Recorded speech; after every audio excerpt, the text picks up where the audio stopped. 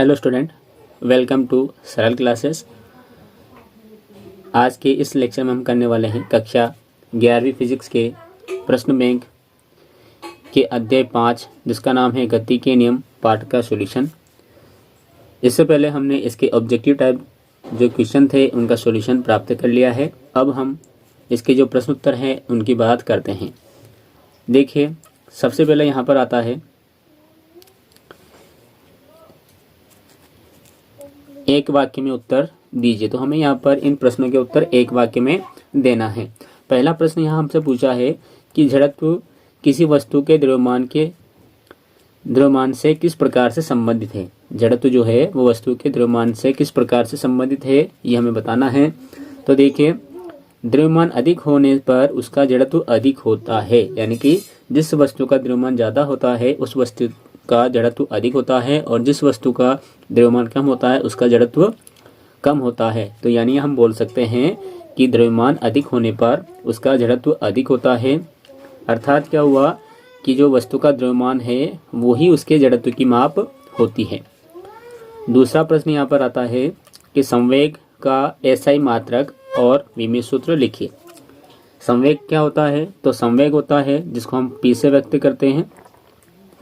तो P होता है P बराबर mv। तो यानी कि किसी वस्तु के द्रव्यमान और उसके वेग के गुणनफल को हम संवेग कहते हैं।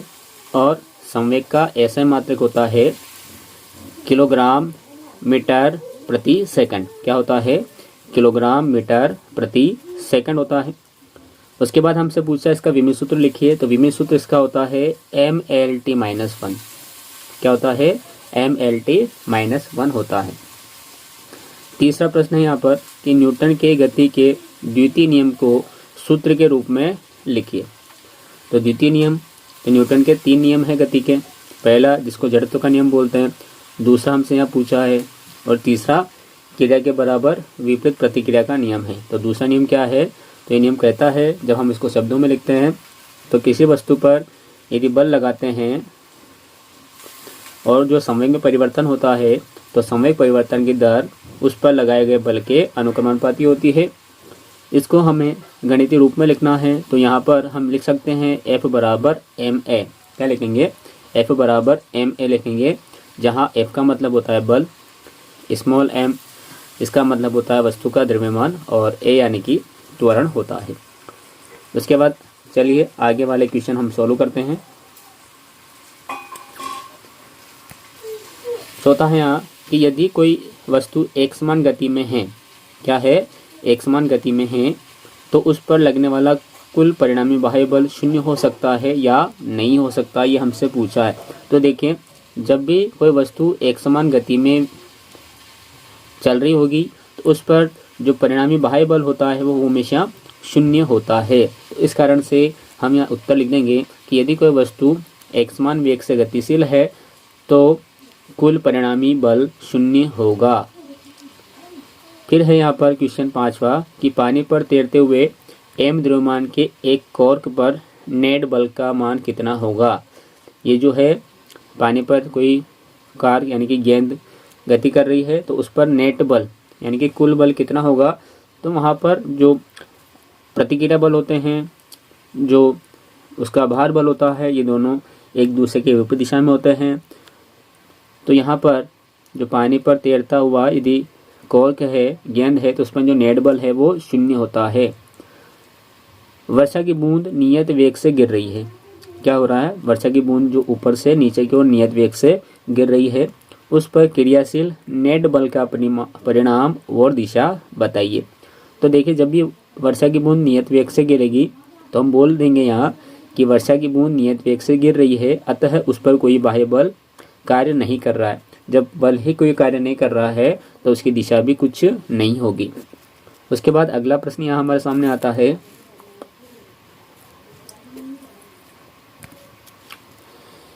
एक पिंड एक समान वेग से चल रहा है, तो क्या उसके वेग को नियत रखने के लिए बल की आवश्यकता होगी। तो देखिए, सेम क्वेश्चन अभी हमने ऊपर पढ़ा, पुनः उसी प्रकार के क्वेश्चन यहाँ पर रिपीट है कि क्या एक पिंड एक समान वेग से चल रहा है तो उसके संतुलन के लिए बल की आवश्यकता होगी। तो बिल्कुल नहीं आवश्यकता होगी। तो यहाँ पर उत्तर हो जाएगा नहीं। फिर आता है अति लघुत्तरीय प्रश्नों के उत्तर हमें यहाँ पर देना है। पहला प्रश्न हमसे पूछा यहाँ कि जड़त्व से क्या तात्पर्य है। तो जड़त्व क्या होता है, एक जड़ता का गुण होता है वस्तुओं का, उसकी डेफिनेशन हमें यहाँ लिखनी है। तो हम इस प्रकार से यहाँ डेफिनेशन दे सकते हैं, किसी वस्तु में अंतर्निहित वह गुण जिसके कारण वह स्वतः ही अपनी विरामावस्था या एक समान गति की अवस्था में परिवर्तन करने में असमर्थ होती है, उसका जड़त्व कहलाता है। यानी कि कोई वस्तु यदि स्थिर है, जैसे मान लो कि यदि यह स्थिर है, तो जब तक हम इसमें कोई बाह्य बल नहीं लगाएंगे तो ये स्थिर ही रहेगी। बल लगाया तो इसकी स्थिति में परिवर्तन होगा।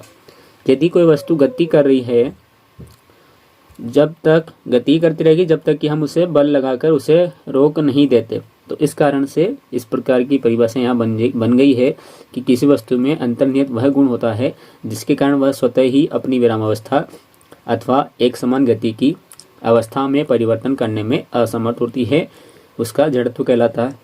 या इसको हम इस प्रकार से भी परिभाषा लिख सकते हैं यहाँ पर कि किसी वस्तु का वह गुण जिसके कारण वह अपनी विरामावस्था या गत्यावस्था में परिवर्तन का विरोध करती है, उसका जड़त्व कहलाता है। यह डेफिनेशन भी हम यहाँ पर लिख सकते हैं।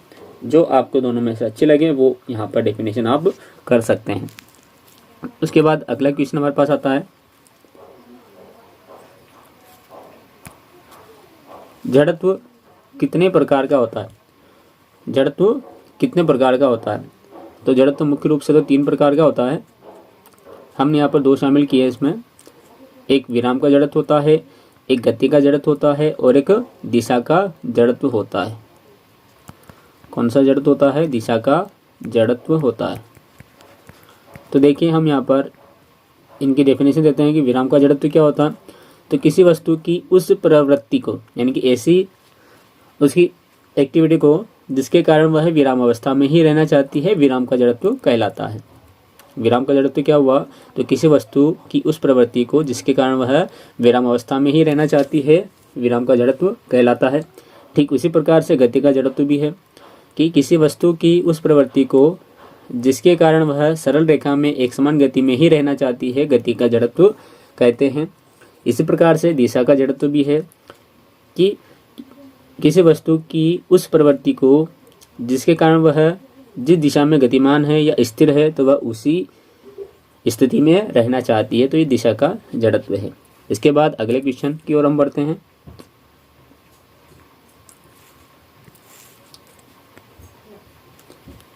यहाँ पर अगला क्वेश्चन हमारे पास आता है, संवेग किसे कहते हैं। इसकी परिभाषा हमने अभी जस्ट देखी है। संवेग की परिभाषा, तो संवेग होता है किसी वस्तु के द्रव्यमान और वेग के गुणनफल को संवेग कहते हैं। क्या होता है कि किसी वस्तु के वेग, द्रव्यमान और वेग के गुणनफल को संवेग कहते हैं। अर्थात संवेग बराबर हो गया द्रव्यमान इंटू वेग, या आप बोल सकते हैं P बराबर mv। उसके बाद है अगला, आप चाहें तो इसको सदिश रूप में भी लिख सकते हैं, P सदिश है और यहाँ V सदिश है, M अदिश है। उसके बाद है यहाँ बल का मात्रक तथा विमेय सूत्र लिखें। बल, तो बल का ऐसा मात्रक होता है किलोग्राम इंटू मीटर, यानी कि किलोग्राम मीटर प्रति सेकंड वर्ग, ये इसका मात्रक होता है। ये न लिखते हुए हम यहाँ पर इसको न्यूटन, सिर्फ और सिर्फ न्यूटन भी लिख सकते हैं। तो बल का मात्रक क्या होता है ऐसा ही, तो ये होता है किलोग्राम मीटर प्रति सेकंड वर्ग या न्यूटन।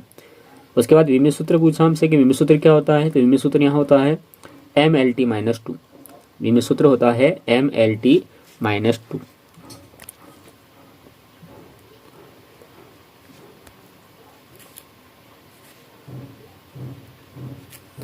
इसके बाद आया है अगला प्रश्न यहाँ कि 1 न्यूटन बल को परिभाषित कीजिए। यानी कि हमें जो बल का मात्रक है 1 न्यूटन, इसको परिभाषित करना है। तो इस प्रकार से हम परिभाषित करेंगे कि 1 न्यूटन बल वह बल है जो 1 किलोग्राम द्रव्यमान की किसी वस्तु पर लगाने पर उसमें बल की दिशा में 1 मीटर प्रति सेकंड वर्ग का त्वरण उत्पन्न कर दे। तो 1 न्यूटन बल कौन सा हो गया, तो ऐसा हो गया जो 1 किलोग्राम की यदि वस्तु है उस पर बल लगाते हैं और बल की दिशा में विस्थापन हो जाए, जो त्वरण है वो हो जाए 1 मीटर प्रति सेकंड वर्ग का, तो ये 1 न्यूटन बल कहलाता है। अगला प्रश्न यहाँ आवेग क्या है और इसका ऐसे मात्रक लिखें।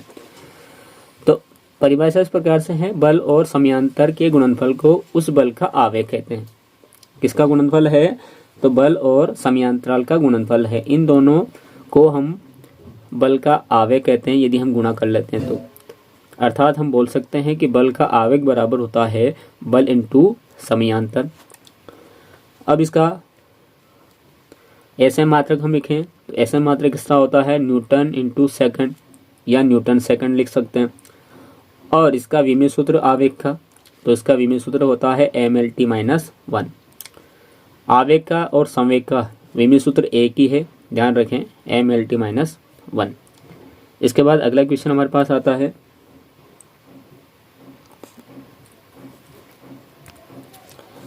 पानी पर तैरते हुए एम द्रव्यमान के एक कॉर्क के लिए फ्री बॉडी डायग्राम बनाइए। तो यहाँ पर हमें फ्री बॉडी डायग्राम बनाना है, तो पानी पर तैरते हुए बनानी है। तो हम यहाँ पर एक जो गेंद है, कॉर्क है, उसको लेते हैं। इसको क्या कर दिया हमने? पानी में डाला। तो पानी जैसे यहाँ पर है, तो आपने देखा होगा जो गेंद होती है कॉर्क की, वो आधी तो पानी के अंदर चल जाती है, कुछ ऊपर रहती है। तो इस प्रकार से यहाँ पर इसकी जो संरचना है वो इस प्रकार से यहाँ बनेगी।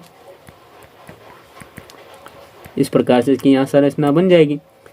अब यहाँ पर क्या होगा? बस इस जो गेंद है यहाँ पर कॉर्क है, इसका एक द्रव्यमान होगा m। जब m द्रव्यमान है तो इसका भार लगेगा नीचे, है ना? क्या लगेगा? इसका भार नीचे की ओर लगेगा, जो रहेगा यहाँ पर mg। इसका भार यहाँ नीचे लगेगा mg। और इसका जो अभिलंब प्रतिक्रिया बल है इसी दिशा में लगेगा ऊपर की ओर, वो लगेगा r। ये भी रहेगा इसके बराबर, ये भी है mg और ये भार बल है। तो ये दोनों एक दूसरे के बराबर हैं, इसलिए ये जो कॉर्क यहाँ पर है ये स्थिर अवस्था में रहेगी।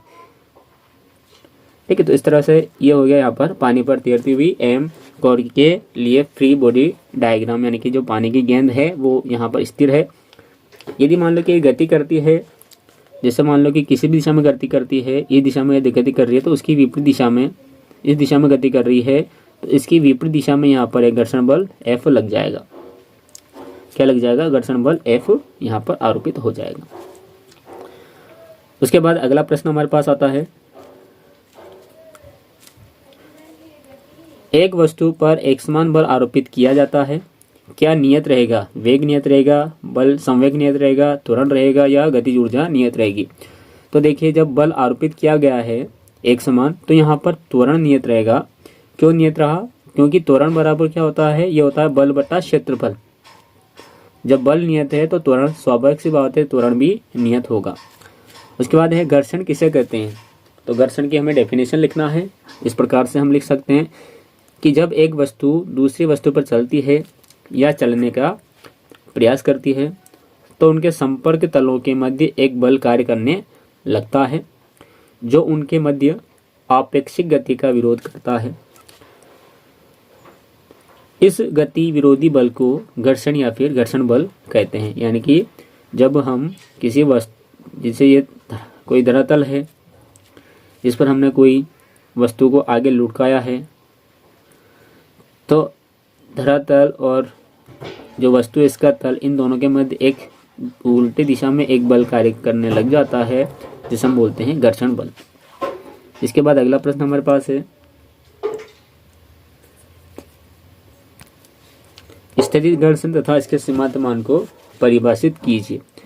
तो जब एक वस्तु को दूसरी वस्तु के ऊपर चलाने के लिए जब बाह्य बल लगाया जाता है किंतु वह स्थिर ही रहती है, तो उनके संपर्क तलों के मध्य कार्य करने वाले घर्षण बल को स्थितिज घर्षण बल कहते हैं।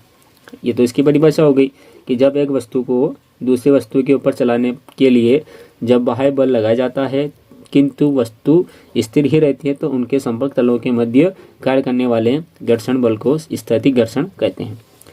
अब सीमांत मान क्या होता है? तो ऐसा अधिकतम मान जहाँ तक जो वस्तु है वो स्थिर ही रहती है, उससे अधिक लगाने पर वो वस्तु लुढ़कने या फिसलने लगती है, तो उस मान को हम सीमांत मान कहते हैं। इसके बाद अगला प्रश्न है हमारे पास,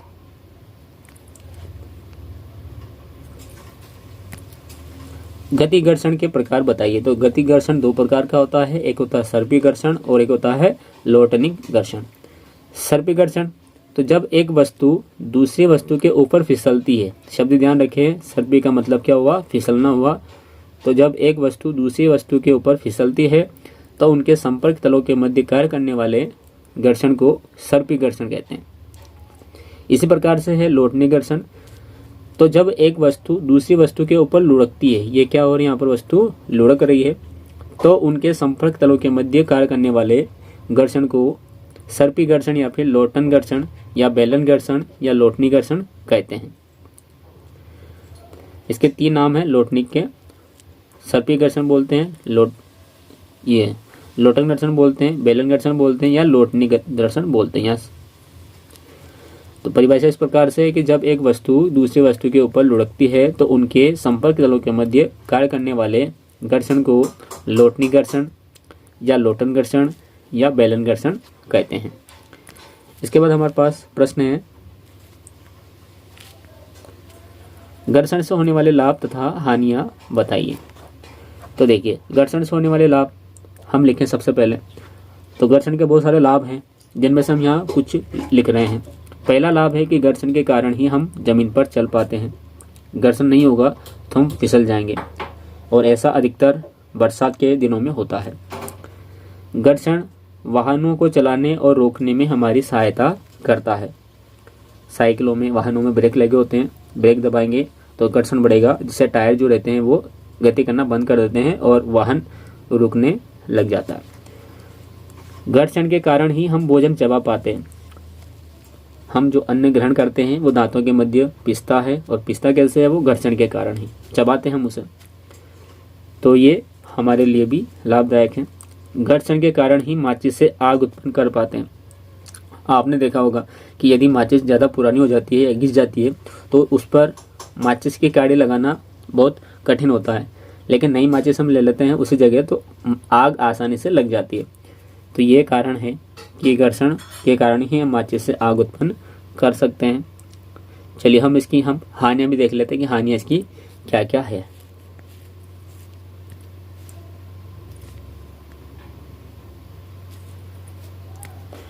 घर्षण से होने वाली हानियां, तो पहली हानि है कि घर्षण के कारण मशीनों के पुर्जे घिस जाते हैं जिन्हें बार बार बदलना पड़ता है। तो सबसे पहली हानि यही है कि जो मशीन होती है या कोई यंत्र होते हैं, उपकरण होते हैं, उनके पुर्जे घिस जाते हैं जिन्हें हमें बार बार बदलना पड़ता है।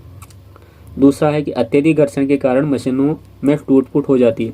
टूट फूट भी होती है जब घर्षण ज़्यादा होगा तो, इसीलिए हमें समय समय पर इसका निदान भी करना होता है। घर्षण के कारण मशीनों की दक्षता भी कम हो जाती है और घर्षण के कारण गतिमान वस्तुओं की काफ़ी ऊर्जा ऊष्मीय ऊर्जा के रूप में नष्ट हो जाती है। उसके बाद है अगला कि घर्षण को बढ़ाने तथा कम करने के उपाय अपने को लिखना है। तो घर्षण को बढ़ाने और कम करने के उपाय हम इस प्रकार से लिखेंगे। पहला है कम करने के उपाय।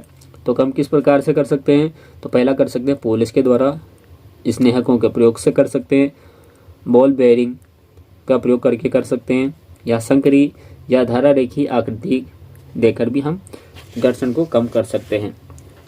धारा रेखी आकृति होती है जो मछली के आकार के होती है। जैसे हवाई जहाज आपने देखा होगा तो आगे से संकरा होता है और पीछे से चौड़ा होता है।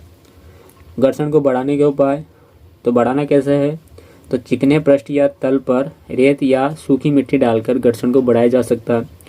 वाहनों के टायरों में खांचे बनाकर इसको बढ़ाया जा सकता है। जूतों के जो तलवे हैं उनको खुरदरा बनाया जाता है और मशीनों के पट्टे पर चिपचिपा गाढ़ा तरल पदार्थ डालकर भी घर्षण को हम बढ़ा सकते हैं। इसके बाद अगला प्रश्न हमारे पास है यहाँ पर कि क्रिकेट खिलाड़ी कैच लेते समय अपने हाथों को पीछे की ओर क्यों खींचते हैं। देखा होगा, आपने भी कभी अनुभव किया होगा ऐसा कि हम हाथों को पीछे क्यों खींचते हैं। यदि स्थिर रखे कैच करेंगे तो क्या होगा, तो हमें चोट ज़्यादा लगेगी, चोट का भय रहता है। तो कारण हम इस प्रकार से लिखेंगे कि गेंद को लपकने पर गेंद के संवेग में परिवर्तन होता है। गेंद को लपकते समय हाथों को पीछे कर लेने पर समयांतराल बढ़ जाता है जिससे संवेग में परिवर्तन की दर कम हो जाती है।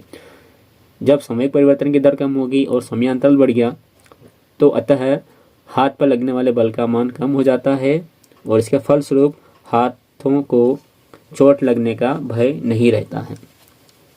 उसके बाद अगला प्रश्न है कि पहियों में बॉल बेयरिंग का प्रयोग क्यों किया जाता है, बेयरिंग क्यों लगाते हैं। तो बेयरिंग हम इसलिए लगाते हैं पहियों में बॉल बेयरिंग का उपयोग क्यों किया जाता है। तो पहियों में बॉल बेयरिंग का उपयोग किया जाता है क्योंकि बॉल बेयरिंग का उपयोग करने के सर्पी घर्षण को लोटनी घर्षण में बदल लेते हैं, है ना। सर्पी घर्षण बदल जाता है लोटनी घर्षण में, क्योंकि लोटनी घर्षण का जो मान है वो सर्पी घर्षण की अपेक्षा कम होता है। यदि कोई वस्तु किसी फिसलती है तो उसको अपन सर्पी घर्षण बोलते हैं। यदि वो वस्तु लुढ़कते हुए आती है तो उसको हम लोटनी घर्षण बोलते हैं। तो सर्पी घर्षण का मान ज़्यादा होता है और लोटने का मान कम होता है, इस कारण से हम पहियों में बॉल बेयरिंग का यूज़ करते हैं। इसके बाद अगला प्रश्न हमारे पास है